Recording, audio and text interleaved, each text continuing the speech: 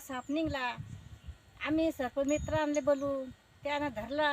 मागे बी आणला होता सर्पमित्र. आता धरला बा जसं आमचा धाक गेला. आम्हाला जरा चांगलं वाटून राहिलं आता. आमचे लेकरं बाळ एकटे राहतात वावरात.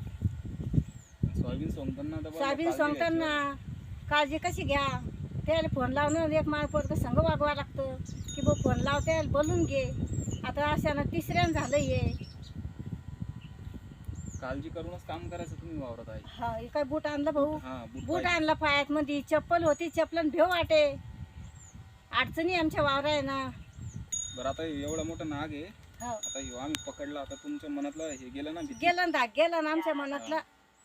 धाक गेला ना. कवा यायला लागतं शेतात मध्ये, कवा पाहा लागतं.